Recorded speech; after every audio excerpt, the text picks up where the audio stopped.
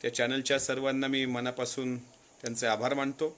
सर्वप्रथम महात्मा बसवण्णांच्या जयंतीच्या निमित्तानं तमाम भारतवासियांना शुभेच्छा देतो। कालपासून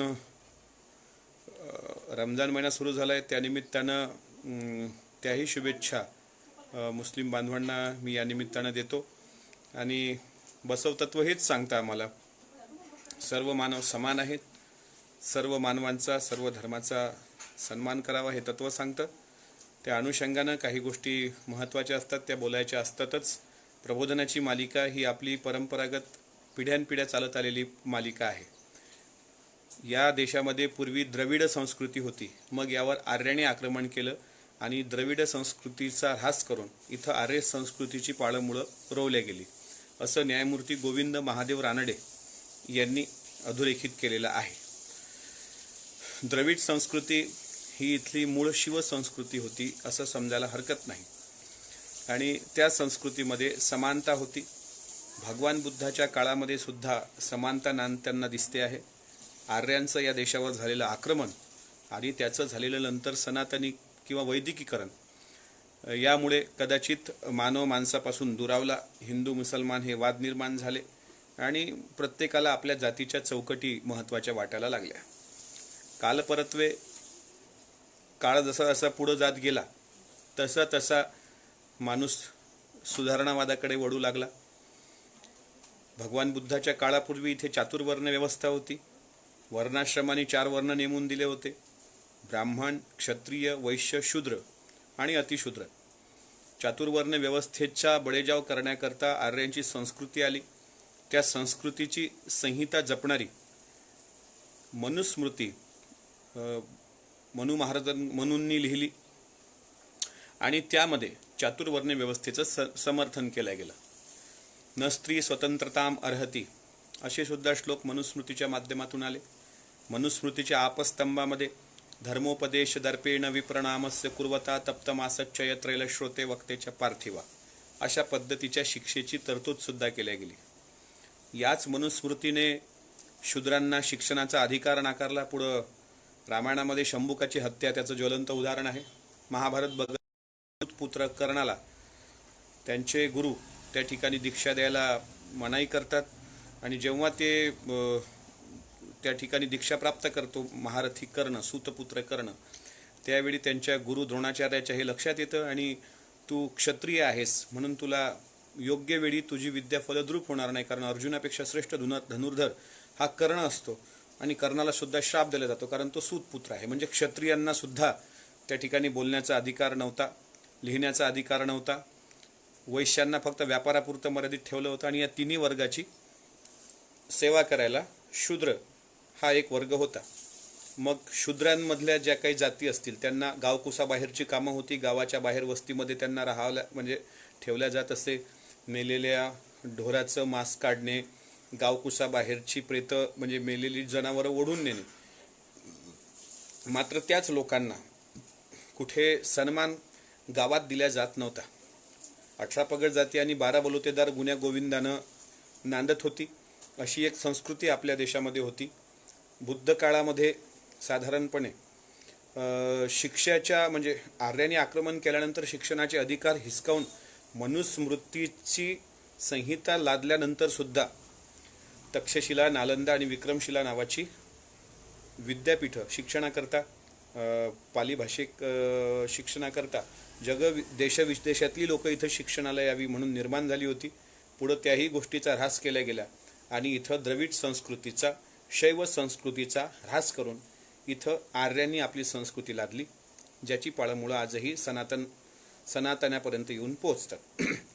या फेसबुक लाईव्ह येण्यापूर्वी काही TV चॅनलवर मी सरसंघ संचालक श्री मोहनजी भागवत यांना ऐकत होतो आणि मी पाहत होतो की आज बसव जयंती आहे, तर त्यानिमित्त ते काय संदेश देतात त्यांना ते आठवते का। एकीकडे महात्मा बसवण्णांचं वीरशैवीकरण करायचं, त्यांना सनातन धर्माचा पुरस्कर्ता म्हणून अधोरेखित करण्याचं पाप करायचं, आणि दुसरीकडे त्यांच्या जयंतीला साधारणपणे त्यांच्या विचाराचा, अभिवादनाचा एखादा उच्चारसुद्धा न निघणे हीच मात्र फार मोठी शोकांतिका आहे।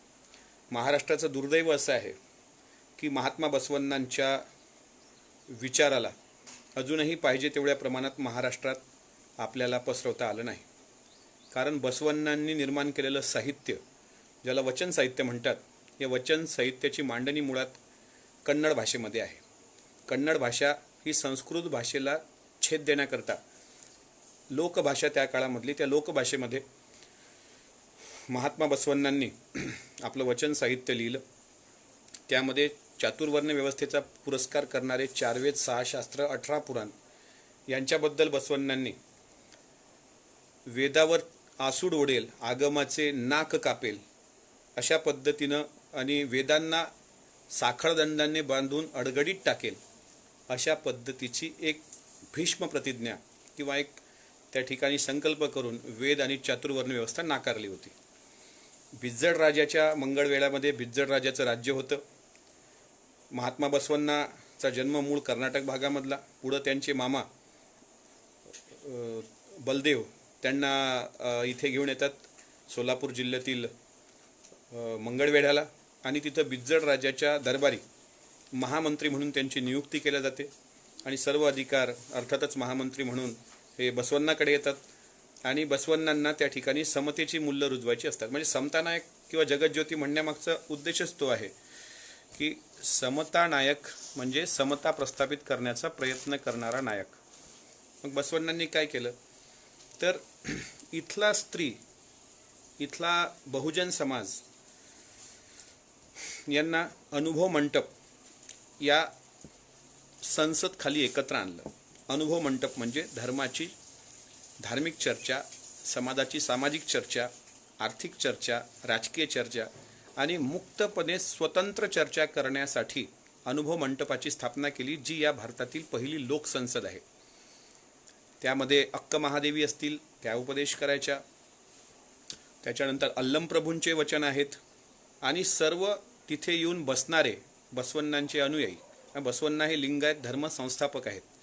बसवण्णांचे अनुयायी कदाचित या गोष्टीशी लिंगायत साहित्यातील वीरशैवीकरण झालेल्या लोकांचं या गोष्टीला कदाचित ते स्वीकारणार नाहीत, पण लिंगायत धर्माची संस्थापना ही बसवण्णांनीच केली. अनेक साहित्यामध्ये म्हणजे डॉक्टर आह साळुंके सरांच्या साहित्यात सुद्धा बसवण्णांचा उल्लेख ते उच्चवर्णीय ब्राह्मण कुळात जन्माला आले असाच केलेला आहे. मात्र बसवण्णांचा जन्म हा म्हणजे त्यांना गोत्र वगैरे नाही तर ते काम्य कुळातील आहेत असा सुद्धा इतिहास संशोधक आणि अभ्यासू व्यक्तींनी एक त्याला दुजोरा दिलेला आहे. साधारणपणे ते कोण्या जातीत जन्माला आले ह्याहीपेक्षा त्यांनी जो विचार मांडला म्हणजे ते सहज पाहायचे की आपल्या घरी देव्हाऱ्यामध्ये एका देवाची पूजा का नाही, अनेक देव का दिसतात. एक दिवस ते घरी येतात. घरी आल्यानंतर त्यांचे आईवडील ईश्वराच्या उपासनेमध्ये गुंतलेले असतात. त्यांचा अभिषेक वगैरे सुरू असतो. यांना प्रचंड दमल्यानंतर तहान लागलेली असते. हे आईला जोरजोरात आवाज देतात की मला तहान लागली, पाणी दे. आई म्हणते की बाळा, हे अभिषेक संपल्यानंतर तुला पाणी देईल, तू तोपर्यंत धीर धर. त्यांचा तहानेने जीव कासावीस झालेला असतो आणि ते मग काय करतात की नाईलाजाने घराच्या अंगणात जातात. हातात काहीतरी कुदळीसारखा कुदळ घेऊन ते पहिला खड्डा खोदतात, दुसरा खोदतात, तिसरा, चौथा, 5वा, 6वा, 7वा, 8वा, 9वा, 10वा असे 10 ते 12 खड्डे खोदतात. तोपर्यंत आईवडिलांची पूजा आटोपलेली असते. आल्यानंतर वडील त्यांना बाहेर येऊन विचारतात की बसवा, हे तुम्ही काय करत आहात.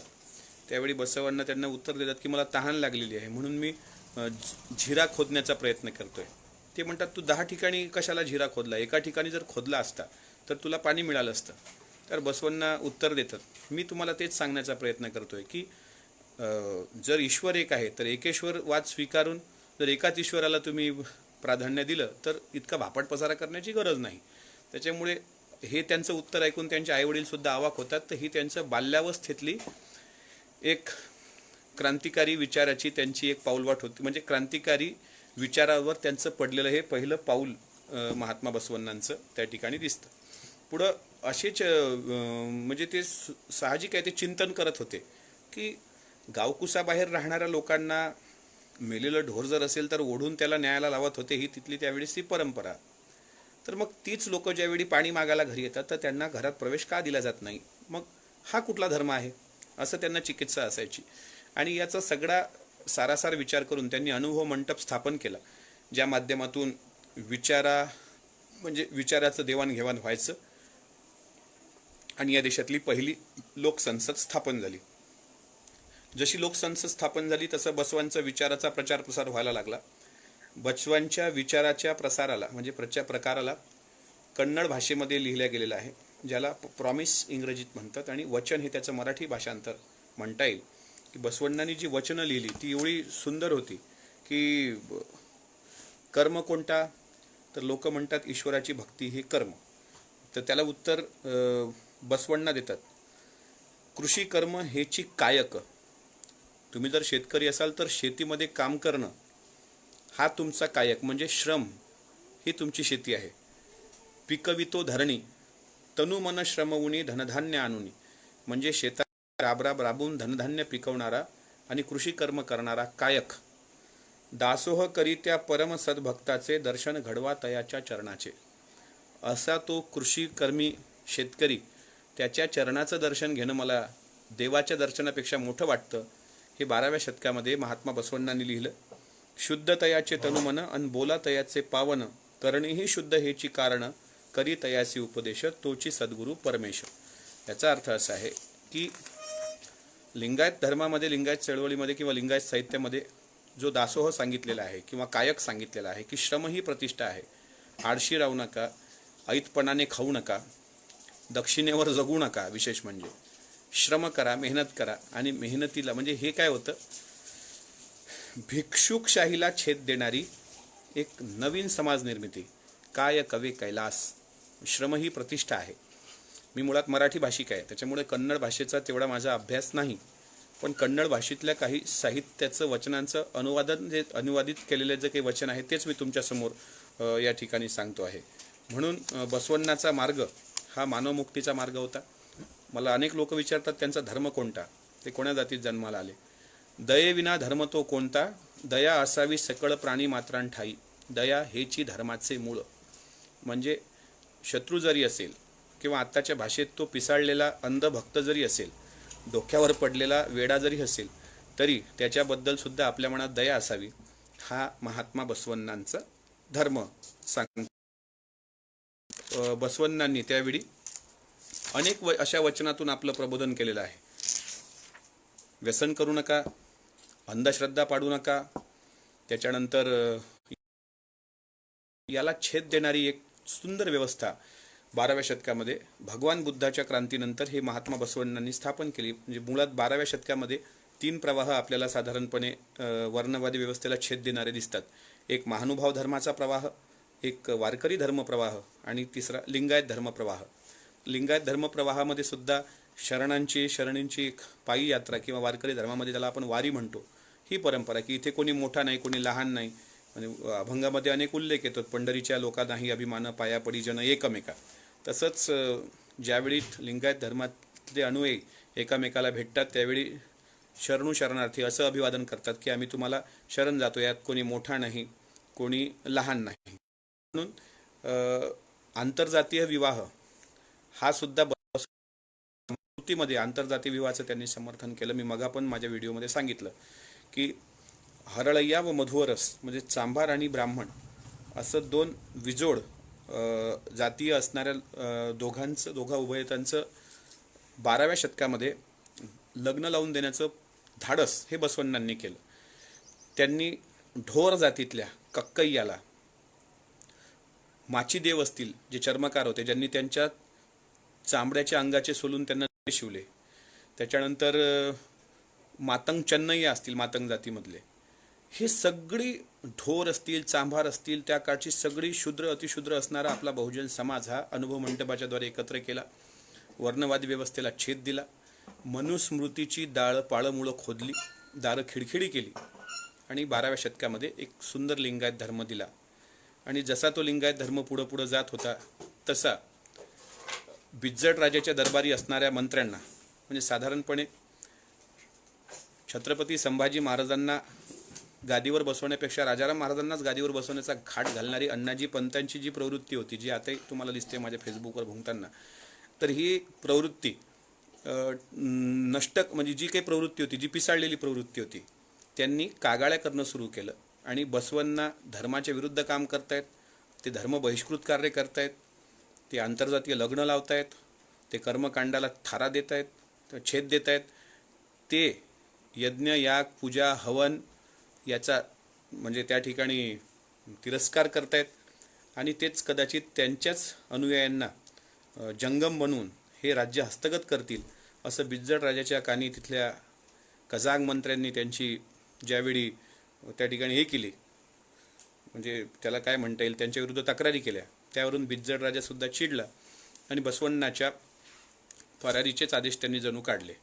बसवण्णाला आता नाईलाजानं मंगळवेढा सोडून जायचं काम पडलं, पण अशा वेळी सुद्धा त्यांनी सर्व अनुभव मंडपातील आपल्या शरणांना एकत्र केलं आणि त्यांनी त्या ठिकाणी सांगितलं की मी जरी गेलो असेल, मी जरी इथून जाणार असेल तरी सुद्धा तुम्ही तुमच्या तत्वापासून जाऊ नका. आपण जे अनुभव मंडपातून विचाराच्या देवाणघेवाण केलेलं साहित्य ज्या पद्धतीनं आपण गोळा केलेलं आहे त्याचं एक साहित्य भंडार उभं केलं, ते प्राणपलीकडे सांभाळा. इथून बिज्जळ राजाच्या आदेशावरून निघून गेले आणि जसे ते निघून गेले तसंच शरणांचं साहित्य जाळण्याचं पाप बिज्जळ राजाच्या आदेशावरून सनातन्यांनी केलं. शरण साहित्याचा भंडार जळत असताना अनेक शरणी हे त्या ठिकाणी गेले. जीवाच्या आकांतानं त्यांनी ते वाचवलं. त्यातून उपलब्ध असणाऱ्या काही वचनं ग्रंथरूपानं आज त्या ठिकाणी बसव परिषदेने सुद्धा किंवा भालकीचे बसवलिंग पट्टदेवरू यांनी सुद्धा त्या ठिकाणी ते संपादित केलेले आहेत आणि त्या आधारावर आज जे काही वचन साहित्य उपलब्ध आहे त्यामध्ये त्या पद्धतीनं आम्ही ते म्हणजे तेवढंच आपल्याकडे उपलब्ध साहित्य आहे, त्यावरच आपल्याला महात्मा बसवण्णांच्या विचारापर्यंत पोहोचता येतं.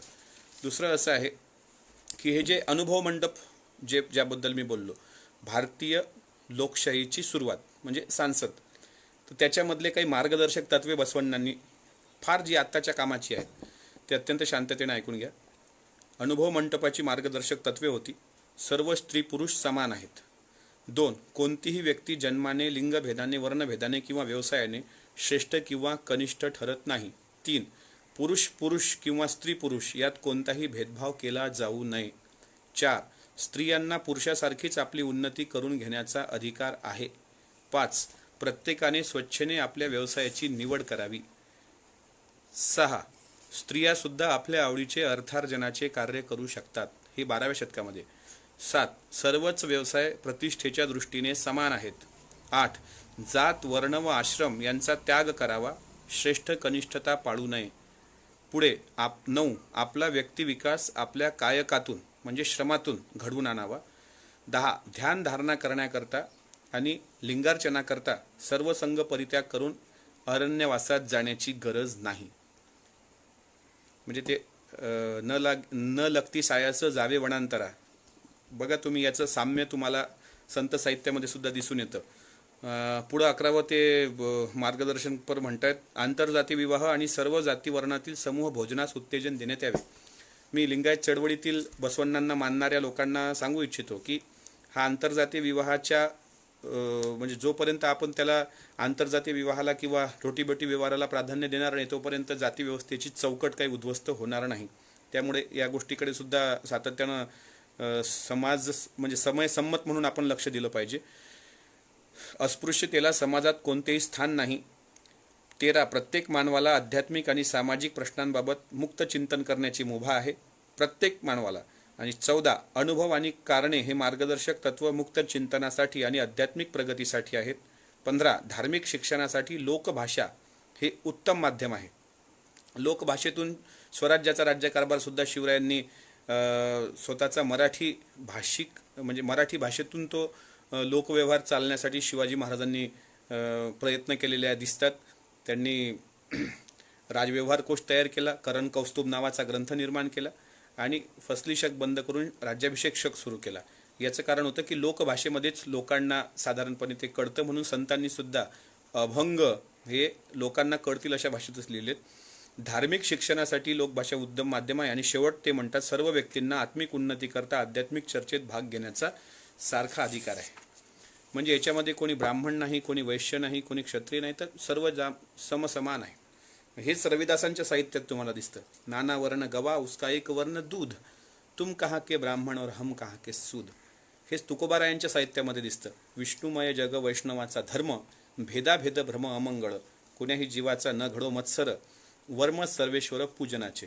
म्हणून साधारणपणे एकच की भारतीय राज्यघटनेच्या प्रियम्बलमध्ये we the people of India हा जो बाबासाहेब आंबेडकरांनी अत्यंत चांगल्या पद्धतीनं जे आपल्याला एका किंवा मावळा म्हणून छत्रपती शिवाजी महाराजांनी जो सर्व समूह एकत्र गुंफला होता, किंवा तुकोबारायांनी सर्व धर्मसमभाव जपणारी वारी ही ग्राह्य धरून वारकरी धर्माला उत्तेजन देण्याचं काम केलं होतं, किंवा संत नामदेव महाराजांनी खट नट यारे शुद्ध होऊन जारे असं जे काही पंढरीच्या वाळवंटात आव्हान केलं होतं, साधारणपणे हीच विचाराची मूल्य 12व्या शतकामध्ये क्रांतिनायक महात्मा बसवण्णांच्या विचारधारेमध्ये आपल्याला सापडतात. हा झाला इतिहास. आता आपण वर्तमानावर येऊया. माझं फेसबुक लाईव्ह चालू असताना अंधभक्त कशा पद्धतीनं बोलतायत हे तुमच्या लक्षात आलं असेल, आणि शेवटी साधारणपणे ते कशा पद्धतीने बोलत राहतात हे सगळा अनुभव त्या चांगल्या पद्धतीने आपल्याला पण आहे. म्हणजे तुम्ही या देशामध्ये कितीही समानतेचं मूल्य रुजवण्याचा प्रयत्न केला तरी कालपरत्वे 100 लोकांमागं 10 मूर्ख जन्माला येत असतात, हे इथलं वास्तव आहे. आमची विचारधारा सर्वांनी स्वीकारावी असा आमचा अट्टहास नाही, पण ज्या पद्धतीनं यांची ती भाषा असते हीच बिज्जट राजाच्या काळात असणाऱ्या शरणांची हत्या करणाऱ्या कलबुर्गींना, दाभोळकरांना संपवणारी जी काही प्रवृत्ती आहे ती साधारणपणे त्यांच्या वागणुकीतून ह्या गोष्टी दिसत असतात. याचा अर्थ आपले विचार त्यांनी स्वीकारलेच पाहिजे असं होत नाही, आणि आपण सुद्धा त्यांना घाबरून आपल्या तत्वापासून दूर गेलो पाहिजे असंही होत नाही. कारण बसव जयंती जर तुम्ही साजरी करत आहात तर बसवांचं एक सुंदर वचन बसव म्हणतात, ज्वारीसाठी चाकरी ना करी सेवक नसे मी पोटार्थी. पुढं ते म्हणतात, प्राणांचीही पर्वा न करी मी वीर सेवक समर्पण व्रती. मी खरं सांगताना म्हणजे तुकोबाराय जे म्हणतात, भीत नाही आता आपुल्या मरणा दुःखी होता, जना न देखावे न देखावे डोळा ऐसा हा आकांत, पर पिळे चित्त दुःखी होते, लावणी कोलित माझा करतील घात देखणे प्रचित जीव घेते.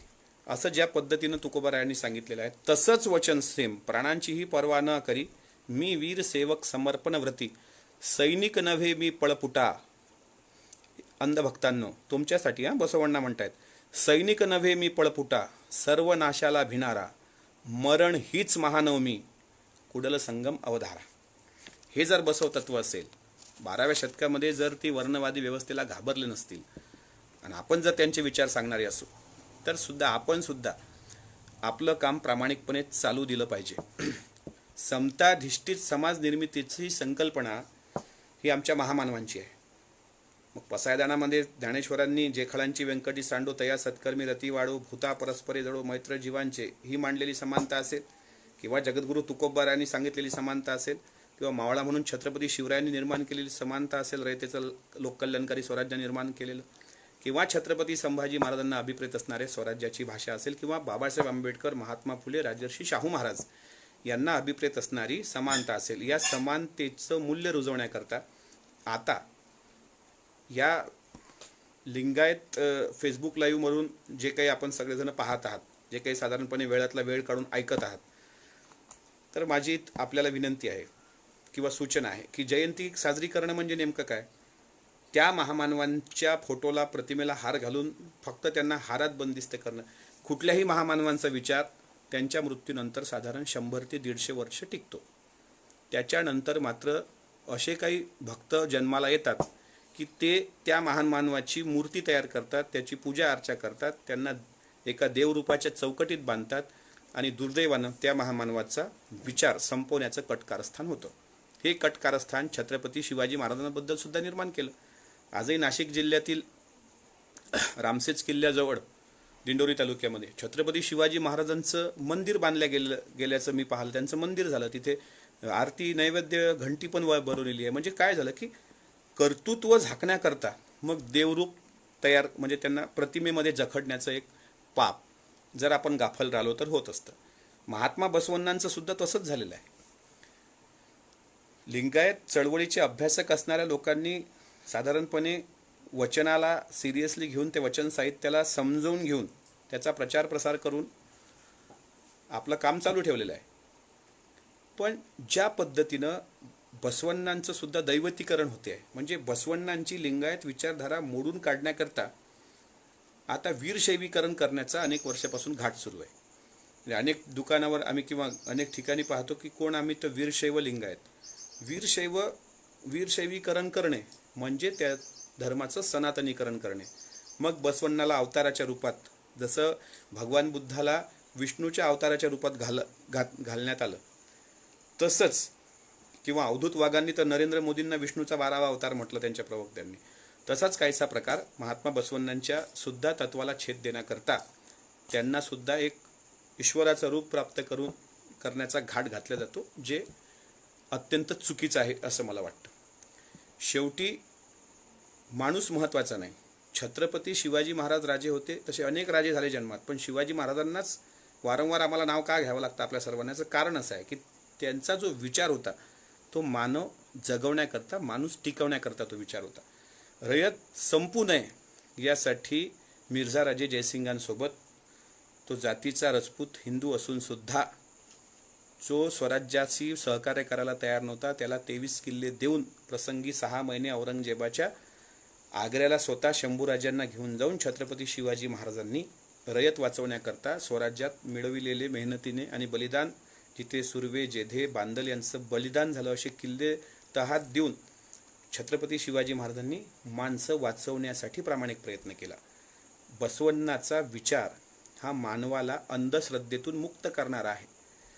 मग आता 900-950 वर्ष बसवण्णांना झाले. अंधश्रद्धा समाजात आहे की नाही? तर आहे. आजचा दिवस अक्षय तृतीयेचा, 3:30 मुहूर्तामधला हा आपला मुहूर्त असं आपण मानतो. या दिवशी सोनं नाणं खरेदी केलं जातात. लॉकडाऊनमुळे आता सराफ लाईन बंद आहे. आजच खानदेश असेल, विदर्भ असेल, तिकडे अखजी हा प्रकार चालतो. म्हणजे पितरांच्या नावाने आम्हाला पितृदोष होऊ नये म्हणून घास घालण्याचा एक प्रघात असतो. काही लोकांना त्यातून आत्मिक समाधान भेटतं की नाही, आम्ही घास भरवला. पण त्यांना जे मेल्यानंतर सोहळं फार मोठ्या प्रमाणात करतात. कदाचित जिवंत आईवडिलांना त्यांनी सन्मान दिलेला असतो का, हे सुद्धा न सुटणारं कोड आहे. बसवण्णांना हे अभिप्रेत नाही की नागपंचमीला नागाला दूध पाजायचं, वारुळात जायचं, त्या वारुळाची पूजा करायची, नकली नागाला दूध पाजायचं आणि घरात जर नाग निघाला तर त्याला काठी घेऊन मारायचं, तर हा तुमच्या धर्मात बेगडीपणा आहे असं बसवण्णा म्हणण्याचं धाडस करतात. याचा अर्थ काय? जे तुम्हाला दिसतं, जे सजीव आहे, जे चेतन आहे, त्याला आहे त्या परिस्थितीत स्वीकार करणे. अनेक लोक कौल पाहतात, घरातला व्यक्ती मृत झाला तर पुढचा जन्म त्यांनी कोणता घेतला असेल. बसवण्णांनी आणि बुद्धांनी पुनर्जन्म नाकारलेला आहे. माणूस जन्माला येतो, जगतो आणि जगल्यानंतर, मेल्यानंतर तो किती वर्ष जगला ह्यापेक्षा तो काय करून मेला. तुका म्हणे एक मरणची सरे, उत्तमची उरे, कीर्ती मागे. त्याचं नाव लौकिक तेवढं राहतं. त्याच्यामुळे तो अमरत्वाकडे जातो. हेच अमरत्वाचं आहे. अमरत्व म्हणजे अप्सरा असतात हे म्हणजे नाही. केला, अंधश्रद्धा नाकारली, कर्मकांड नाकारलं. आज बसव जयंतीलाच बसव जयंतीच्या शुभेच्छा देताना अनेक घरी पितृदोष होऊ नये म्हणून. मला सांगावं, पितृदोष असतो का? पितृदोष आहे तर मग तुम्ही जन्माला, याची साधी बुद्धी तर आपल्याला असेल ना. पितृमध्ये कसा काय दोष असणार आहे? पण निवळ मेल्यानंतर त्यांना त्या पद्धतीनं हे करणं, हे लिंगायत धर्माला मान्य नाही. लिंगायत धर्माचे सोपस्कार वैदिक सनातनी धर्माच्या फार वेगळे आहेत. सनातनी धर्माचा पुजारी हा ब्राह्मण असतो, लिंगायतांचा पुजारी हा जंगम असतो. आजही स्थावर आणि जंगम मालमत्ता हे शब्द आजही आहेत. स्थावर म्हणजे एका ठिकाणी असणारी प्रॉपर्टी, जंगम म्हणजे विविध ठिकाणी असणारी प्रॉपर्टी. म्हणून साहित्याचा प्रचार प्रसार करणारा असा तो जंगम. जंगमांकडे एक जबाबदारी होती लिंगायत वचन साहित्याचा प्रचार करण्याची. दुर्दैवानं जंगमांचे महाराज झाले. महाराजांनी ज्या अनुभव मंडप, ज्या ठिकाणी अनुभव मंडप जागोजागी स्थापन झाले त्याची मोठं बांधली. माफ करा, काही महाराज निश्चितच चांगले आहेत. म्हणजे उस्तुरीचे कोरणेश्वर आप्पा असतील, भालकीचे डॉक्टर बसवलिंग पट्टदेवरू असतील, हे सर्व लोक खूप समाजाचं फार मोठं काम करत आहेत. त्यांना माझं अभिवादन आहे. पण त्यांची क्षमा मागून मी म्हणतो की काही ठिकाणी असं दिसतं की लिंगायतांचे अनेक मठ आहेत. वास्तविक पाहता महाराष्ट्राच्या एकूण लोकसंख्येच्या तुलनेत 5% लिंगायत आहेत. म्हणजे 1 कोटीच्या जवळपास लिंगायत संख्या आहे. सातारा, सांगली, कोल्हापूर, उस्मानाबाद, सोलापूर हा भाग थोडा त्या ठिकाणी प्रभावाखाली आहे. मराठवाडा सुद्धा आहे. आर्थिकदृष्ट्या चांगले सक्षम आहेत. आर्थिकदृष्ट्या सक्षम असताना सुद्धा मग दासोह करण्याची प्रवृत्ती, दासोह म्हणजे काही फक्त लिंगायतांना दासोह करा असं नाही, समाजातला वंचित उपेक्षित गोरगरीब लोकांना आपल्या मिळकतीतला हिस्से द्या, म्हणजे आर्थिक थोडा वाटा द्या, हा सुद्धा महात्मा बसवण्णांनी सांगितलेला विचार आहे. म्हणजे दासोह सांगितलं. श्रम करताना म्हणजे श्रम करून पैसा मिळवलेल्या पैशातून दासोह करा, हा जर उदात्त विचार बसवण्णांचा असेल तर तो विचार आपण आत्मसात करणं हे खूप महत्त्वाचं आहे सध्याच्या घडीला. नंबर 1. नंबर 2, ज्या पद्धतीनं हे सर्व म्हणजे वातावरण चाललंय सध्या देशामध्ये, कोणाला एक मॉब लिंचिंगचा प्रकार झाला पालघरमध्ये, की ते 2 साधू 2 गोसावी त्यांना दगडाने ठेचून एका गावामध्ये, गडचिंचले गावामध्ये त्यांना अमानुषपणे ठार केलं गेलं. 100-125 लोकांचा झुंड त्यांच्यावर तुटून पडली, त्यात त्यांचा ड्रायव्हर पण मारला गेला. ही जी मानसिकता आहे, किंवा मागे धुळे जिल्ह्यामध्ये 5 लोकांना ठार केलं गेलं, टोळी मुले पळवणारी टोळी आहे म्हणून सक्रिय झाली म्हणून. पण ही जी मानसिकता आहे, तर ही जी खुनसी मानसिकता आहे, हे रोखण्यासाठी बसवण्णांनी खूप मोठा काम केलं. हत्याकांड त्यावेळी शरणांचं हत्याकांड घडलं तर बिलकुल घडलं. शरणांची कत्तल झाली, भिक्खूंची कत्तल झाली, शरणांची कत्तल झाली. अनेक वारकरी संतांना त्यांच्या जिवंतपणी त्रास दिला गेला. मेल्यानंतर सुद्धा त्यांची बदनामी सुरूच आहे. आमच्या महामानवांना अभिप्रेत नाही. ती निकोप समाज निर्मिती करण्याकरता समाजामध्ये 10% सळके आंबे असतातच. त्या सळक्या आंब्यांना तेवढं एक ते असायला पाहिजे. म्हणजे शेवटी निंदक माझा सखा कपडे धुतो फुका, जेवढं तुमचं वाईट ते चिंतितात तेवढंच तुमची म्हणजे एक लोकप्रियतेची रेषा तुम्ही स्वतः आखत असता. साधारणपणे हा आतापर्यंतचा इतिहास आहे. त्याच्यामुळे त्यांच्याकडे लक्ष नाही. आपलं काम आपण प्रामाणिकपणे सुरू ठेवलं पाहिजे असं मला वाटतं. म्हणून बसवण्णांचा पहिला कर्मकांड विरुद्ध बसवण्णा, त्याच्यानंतर अंधश्रद्धा विरुद्ध. समाजामध्ये आजही अंधश्रद्धा आहे, अंधश्रद्धा बोकाळलेली आहे. पुत्रभावा म्हणून नवस आजही मांडल्या जातात. मुली झाल्याचं दुःखसुद्धा व्यक्त केलं जातं. आजही आमच्याकडे लोक साधारणपणे विचारतात की लग्नामध्ये तुम्हाला काय मिळालं, पाहतात काय काय आलं. अहो, ज्या वडिलांना स्वतःची मुलगी दिली असेल, हे सर्वात मोठी जर देण त्याला दिली असेल, तरीही मानसिकता समाजाची अजूनही का खाली आहे. समाजामध्ये आजही अंधश्रद्धेच्या नावाखाली टिकंबाई प्रकरण घडलं. आजही आजची काय अमावस्या आहे, आजही अमावस्येला चित्रविचित्र काही करण्याचा प्रघात करतात. म्हणजे अंधश्रद्धा अजूनही समाजातून गेलेली नाही. व्यसनाचं प्रमाण वाढलेलं आहे. या कोरोनाच्या लॉकडाऊनमुळे निदान तळीरामांना थोडा शिस्त लागेल असं मला अपेक्षित आहे. आणि शेवटी व्यसनापासून दूर राहा, चोरीपासून दूर राहा, एक पत्नीव्रत स्वीकारा, एकेश्वरवाद स्वीकारा. लिंगायत धर्मानी हेच म्हणजे महात्मा बसवण्णांनी हेच साधारण तत्त्वज्ञान मांडलेलं आहे, जीवनाचं सोपं तत्त्वज्ञान. म्हणून लिंगायताचे धर्मगुरू वेगळे, लिंगायताच्या लग्नाच्या विधी वेगळ्या, त्याच्यानंतर मृत संस्कार वेगळे, दहन संस्कार नाहीत. दफन संस्कार आहेत, मिठामध्ये पुरवलं जातं शरीराचं हे होण्याकरता. पुढे आता देहदान किंवा नेत्रदानसुद्धा आपण आपल्या पद्धतीनं करून तो एक सुद्धा फार मोठा पायंडा आपण पाडू शकतो. म्हणून बसवण्णाची जयंती साजरी करतोय आपण, याचा अर्थ असा आहे की ज्या महात्मा बसवण्णांनी स्वतः रोषाला बळी पडून लाखो शरणू शरणार्थ्यांचं बलिदान दिलं, की अगदी कलबुर्गींपर्यंत ते सध्याही कलबुर्गी असतील, गौरी लंकेश असतील, हे सगळी लोक, दाभोळकर सर असतील, यांचं बलिदान हे निकोप समाज व्यवस्थेकरता आहे. हे निकोप समाज व्यवस्था कायम राहावी म्हणून आपल्याला अखंड युग झगडत राहावं लागेल. जयंती पुण्यतिथीचे जयंतीचे सोहळे हे फक्त त्याला ईश्वराचं रूप देऊन त्या महामानवाचा विचार संपवण्याकरता नसतात, तर जयंती ही त्या कर्तृत्वाला म्हणजे विशेषतः तरुण वर्गात, कारण योग्य वय हे तारुण्याचंच असतं. हा मार्ग जर चुकला तर तो कुठपर्यंत जातो हे आपल्याला चांगल्या पद्धतीनं माहीत आहे. पण हाच मार्ग आपल्या उत्तेजनाचा उत्कर्षाचा सुद्धा मार्ग असतो. म्हणून मला असं वाटतं की हे योग्य वय आहे. आपण विज्ञानवाद स्वीकारला पाहिजे, आपण अंधश्रद्धा मुक्त व्हावं. पूर्वीच्या काळामध्ये यज्ञामध्ये बळी देण्याची पद्धती होती, टी व्हीवर सुरू आहे आता. रामायण महाभारताच्या माध्यमातून बरंच काही दाखवलं जातं. मी वेळेनुसार सोयीनुसार पाहतो. लहान मुलं घरातली प्रश्न विचारतात, काही प्रश्न अशी असतात की ज्याची उत्तरं आपल्याकडे पण नाहीत. आणि साधारणपणे हे तुमच्या मेंदूवर हॅमरिंग करण्याकरता ज्या पद्धतीनं आज सोशल मीडिया किंवा अनेक वेगवेगळे वृत्तपत्र, वेगवेगळे चॅनल्स ज्या पद्धतीनं आम्हाला छत्रपती शिवाजी महाराज, फुले शाहू आंबेडकरांचा इतिहास, बसवण्णांचा इतिहास जर समजला तर आमची पिढी विज्ञानवादी होईल. दुर्दैवच आहे आमच्या देशाचं की राफेल खरेदी करायला गेलेल्या राजनाथ सिंगांना सुद्धा तिथे शेवटी त्या राफेलच्या चाकाच्या खाली लिंब ठेवताना अवघ्या जगाने पाहिलं. मग आमची पोरं विचार करायला लागतात ना की आमच्या रक्षणाकरता राफेल आहे, राफेलच्या रक्षणाकरता जर लिंबू असेल तर आमच्या देशाचे कसे वाभाडे काढणारी लोक आहेत हे तुम्ही लक्षात घेतलं पाहिजे. भावांनो, बसव तत्व हे जगाने अंगीकारलेलं आहे. बसव तत्व हा जगाचा मानवाला उन्नत करणारा एक फार मोठा विचार आहे. तो विज्ञानवादाकडे नेणारा विचार आहे, तो श्रम करण्यासाठी विचार आहे. पण ही अपेक्षा कोणाकडून होती तर ही अपेक्षा जंगमांकडून होती. फिरणारे प्रचारक तेच धर्मप्रचारक काही मठांमध्ये बसून आज विरूपाक्ष झालेत. 108 1008 अशी त्यांनी बिरुदावली चिटकवली, त्यांचा भक्त संप्रदाय निर्माण केला आणि बसवण्णालाच लिंगायत धर्मसंस्थापक न मानता, म्हणजे सिद्धांत शिखामणी जो ग्रंथ आहे मी अजून वाचलेला नाही, पण सिद्धांत शिखामणी ग्रंथामध्ये सुद्धा जे काही तत्वज्ञान आहे ते आमच्यापर्यंत साधारणपणे पोहोचलंच नाही आणि ही जबाबदारी धर्मप्रचारकांची होती.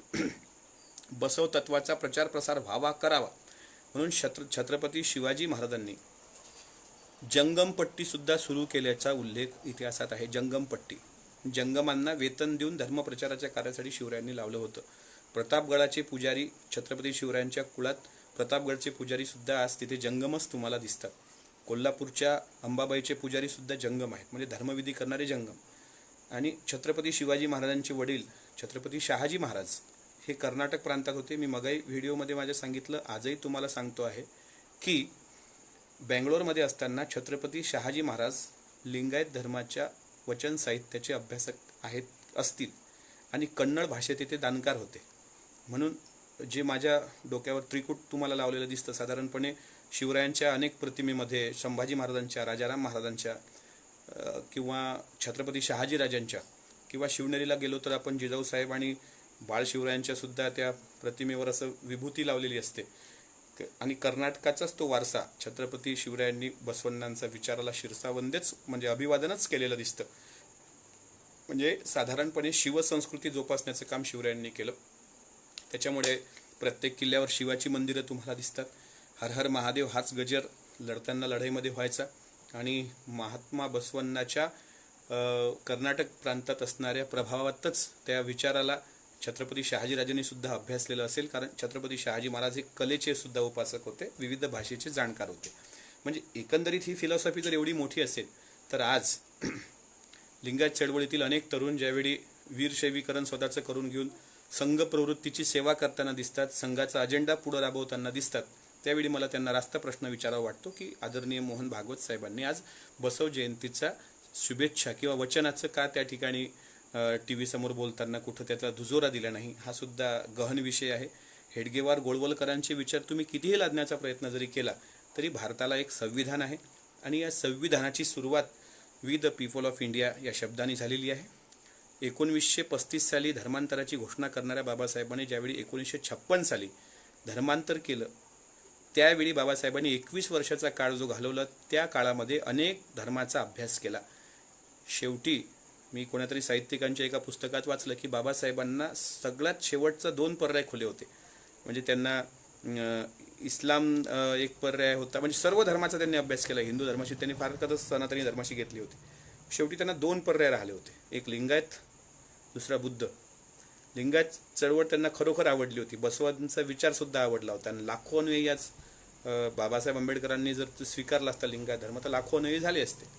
पण लिंगायत धर्मातील काही कर्मठ महाराजांनी त्यांना तो विरोध केला आणि ज्या बसवण्णांनी विप्ररू येरू किळविल्लेरू असं म्हटलेलं आहे किंवा वेळ पडला तर श्वानाला मी प्रवेश देईल लिंगायत चळवळीमध्ये, पण वर्णवर्चस्ववादी धर्ममार्तंडांना माझ्या लिंगायत चळवळीत प्रवेश नसेल असं ठणकावून सांगणाऱ्या बसवण्णांना, म्हणजे ठणकावून ज्या बसवण्णांनी मांडलं त्या बसवण्णांना कालपरत्वे साधारणपणे एक असं लक्षात येतं की ज्या पद्धतीनं या ठिकाणी हे केलं गेलेलं आहे ते अत्यंत म्हणजे विचार करण्यासारखी बाब आहे की विप्राचा स्पर्शसुद्धा ज्या पद्धतीने महात्मा फुलेंनी सुद्धा लिहून ठेवलं होतं आपल्या मृत्यूपत्रामध्ये, तसंच महात्मा बसवण्णांनी विप्राला प्रवेश नसेल लिंगायत चळवळीमध्ये असं म्हणणाऱ्या लिंगायत समाजाचीच लोक आज संघाचं काही काम करतात, ते स्वतःला वीरशैव म्हणून घेण्यात धन्यता मानतात, जे अत्यंत चुकीचं आहे.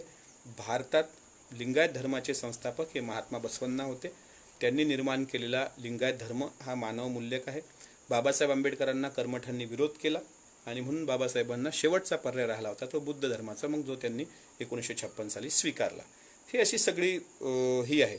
म्हणून लिंगायत अनुयायांनो, शरणांनो, या निमित्तानं गेल्या साधारण 1 तासापासून मी आपल्याशी संवाद साधतोय.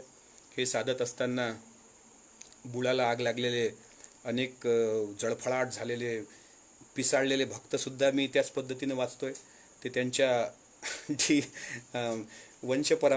परंपरागत असणाऱ्या DNA चा जाहीर प्रदर्शन करत आहेत. त्याच्यामुळं शंका त्यांच्यावर नक्कीच येते की नेमकं हे रसायन कसं निर्माण झालं. तो एक फार संशोधनाचा भाग आहे. सध्या माझी आपल्याला विनंती आहे की अशा छपरी लोकांना घाबरून जाण्याचं काही कारण नाही. हत्ती अंकुशाला घाबरतो का असं बसवांना विचारतात. तो त्या सिंहनख समजून भीतो. मी बिज्जळाला कुठं भीतो. उडल संगम देवा, तू सर्व जीव दयापर असल्याने मी फक्त तुला घाबरतो. म्हणजे मी ज्या महामानवांचा फॉलोअर आहे त्यांचाच आदर ठेवून मी घाबरेल. बाकी अपप्रवृत्ती कालपरत्वे सुद्धा ठेचावीच लागेल. यासाठी आपण सुद्धा तन मन धन आपण या चळवळीकरता देण्याचा प्रयत्न करावा. महात्मा बसवण्णांच्या विचाराला चांगल्या पद्धतीनं समाजामध्ये पेरण्याचा प्रयत्न करावा. आपण म्हणतो बसवण्णांना इतर समाजाने, मलाच आतापर्यंत महात्मा बसवण्णांचं वचन साहित्य माहीत नव्हतं. अण्णा म्हणजे काय हे पण मला माहीत नव्हतं. महात्मा बसवेश्वर हे लिंगायत धर्मसंस्थापक आहे हेही मला माहीत नव्हतं. पण कोरणेश्वर स्वामींच्या भेटीमुळं त्यांच्या झालेल्या चर्चेनंतर मी वचन साहित्याकडे वळलो आणि आज तुमच्यासमोर मी महात्मा बसवण्णांच्या जयंतीला या ठिकाणी विचार मांडत आहे. याच महिन्यामध्ये डॉक्टर बाबासाहेब आंबेडकरांची जयंती झाली, महात्मा फुलेंची जयंती झाली. 30 तारखेला राष्ट्रसंत तुकडोजी महाराजांची जयंती येणार आहे. पुढच्या महिन्यात 1 तारखेला महाराष्ट्र दिन आहे आणि 14 मेला छत्रपती संभाजी महाराजांची जयंती आहे आणि बुद्ध पौर्णिमासुद्धा आहे. असाच वेळ प्रसंगी याच चॅनलच्या माध्यमातून, या यूट्यूब चॅनलच्या माध्यमातून मी येत राहील. मी राजेंद्रजी वांजुळे आपलं मनापासून आभार मानतो की लॉकडाऊनच्या या काळामध्ये सुद्धा आपण इतक्या चांगल्या पद्धतीनं हे मला म्हणजे ऑनलाईन जयंतीचा जो उपक्रम हाती घेतला त्याला अनेक मान्यवरांनी शुभेच्छा दिल्या. आणि आता ही व्याख्यानमाला सुरू झाली, त्याची सुरुवात करण्याची संधी ऑनलाईन जाहीर व्याख्यानमालेच्या राज्यस्तरीय बसव व्याख्यानमालेच्या निमित्तानं आपण मला प्राप्त करून दिली. त्याबद्दल आपले मानावे एवढे आभार कमीच आहेत. आपल्यासोबत असणारे गणेश वैद्य असतील, अभिषेकजी देशमाने असतील, अभिषेकजी घेवारे असतील आणि सर्व लिंगायत बसवण्णाला मानणारे सर्व चळवळीचे शिलेदार असतील. आपल्याला सुद्धा एक विनंती करतो की आपण हे काम पुढं न्यावं, धाडसानं पुढं न्यावं. संघ प्रवृत्तीच्या लोकांपासून अत्यंत सावध राहून, हा विचारधारा निकोप समाज निर्मितीसाठी महत्त्वाची असल्यामुळे सर्व समाजात पेरण्याचं काम आपण चांगल्या पद्धतीनं करूया. भावांनो, जाताना खरोखर आपली सर्वांची काळजी वाटते की जगात आता पुढं काय होईल हे सांगता येत नाही अशी परिस्थिती आहे. जरी 3 मेपर्यंत लॉकडाऊन सांगितलं असेल तरी तो किती दिवस आणखी चालेल हे कोणाच्याच हातात नाही. आजही अचानक काल रात्री नागपूरला पेशंट वाढले, यवतमाळला आता पेशंट वाढले, नाशिक जिल्हा पुढे गेलाय, अनेक ठिकाणी हॉटस्पॉट निर्माण झाले. मुंबई जी या महाराष्ट्राची, या देशाची आर्थिक राजधानी आहे आणि येथून जो सोर्स ऑफ इन्कम येतो ती आता मुंबई बंद पडलेली आहे. आपलं भविष्य काय असेल हे आपण सांगू शकत नाही. आपली भेट होणार की नाही हेही आपल्याला सांगता येणार नाही. पण जी काही परिस्थिती आहे ही भयंकर आहे. म्हणून माझं असं वाटतं की आपण स्वतःला जपलं पाहिजे, आपल्या परिवाराची सुद्धा काळजी घेतली पाहिजे. आपण कारण नसताना घराच्या बाहेर जाणं टाळलं पाहिजे.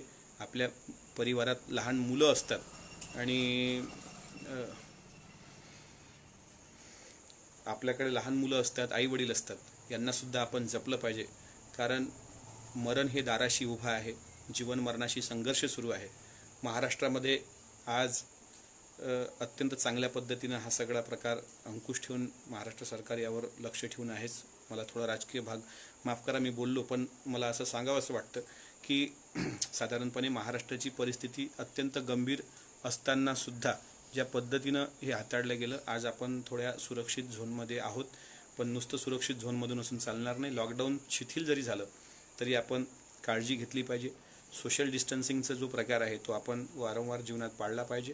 पण त्यांना त्या समाजापासून आपण कायम दुरावू नये हे सुद्धा आपण तितकंच लक्षात ठेवलं पाहिजे. पुढं या देशाला आणखी एक महत्त्वाचं सांगतो, मग मोहन भागवत साहेबांनी साधूंच्या हत्येबद्दल बोललं, ते खरोखर चुकीचंच आहे. पण त्या माध्यमातून खोटा अपप्रचार करून समाजात दुही माजवणारे बदमाश जे आहेत यांच्यापासून सुद्धा आपण सावध असलं पाहिजे. कारण जोपर्यंत डॉक्टर बाबासाहेब आंबेडकरांचं संविधान या देशामध्ये आहे तोपर्यंत या देशात कुणीही अराजकता माजवू शकत नाही. आणि तसा माजवण्याचा जर प्रयत्न केला तर त्याला कायद्याच्या अनेक बाबी आपल्याला मोकळ्या आहेत. भारत निर्माण करायचा आहे. प्रथमतः आणि अंततः मी भारतीय आहे हीच ओळख. म्हणून आपल्या फार अमूल्य वेळ घेतला, आपणही अमूल्य वेळ दिला भावांनो, की लॉकडाऊनच्या काळात सर्व आपल्या परिवाराला जपा. सर्वात मोठं संकट कोरोनाचं आहेच, पण त्याहीपेक्षा भयंकर संकट हे आर्थिक संकट आहे. घरात आपले कमावते हात, आपण आपल्या पुढं मुलांचे शिक्षण येतात, पुढं शाळा आहेत, किती दिवस आपण सरकारच्या भरोश्यावर बसणार आहोत. म्हणून आपण सुद्धा आपल्या पद्धतीनं आपल्याला काही बाहेर जाऊन काम करता येणार नाही, हेही खरं आहे. आर्थिक संकट मोठं आहे, पण मला असं वाटतं यातूनही मार्ग निघेल. आपल्या काही पोरांनी मला फोन केला की आज जयंती आपण साजरी करू शकत नाही, त्याचं आम्हाला दुःख आहे. अरे भावा, आपण जगलो तर जयंतीचे सोहळे होऊ शकतील. आणि जयंती साजरी करणं म्हणजे नाचणं गाणं नसतं. गोळवलकरांच्या जयंतीवर RSSची लोक कधी नाचत नाहीत, किंवा टिळकांची जयंती कधी नाचून कुदून पेढे वाटून साजरी होत नाही. ती लोक सामंजस्यपणे तो विचार रुजवण्याचा प्रयत्न करतात. ते सुद्धा शिकण्यासारखंच आहे. म्हणून आपण चांगल्या पद्धतीनं हे करावं. जे भक्त भुंकणारे आहेत ते निश्चितच महाराष्ट्राशी द्रोह करणारे आहेत. या महाराष्ट्राचा GST UPपेक्षा जास्त असताना सुद्धा GSTचा वाटा केंद्र सरकारमध्ये. आज महाराष्ट्रासोबत दुजाभाव केला गेला. आज मुंबईसारखं शहर बंद पडलं. आणि जर महाराष्ट्र आणि मुंबई जर संपली तर हे देशसुद्धा राहणार नाही. म्हणून आपण सर्वांनी एकत्र या, एका दिलानं या. मी हिंदू आहे की मुस्लिम आहे की लिंगायत आहे यापेक्षा मी माणूस आहे हे महत्त्वाचं आहे. आणि बसवण्णांचा विचारसुद्धा तोच आहे.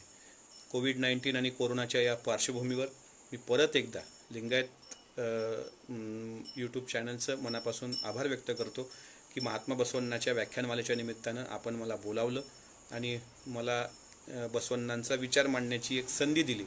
त्याबद्दल निश्चितच आपले आभार मानतो.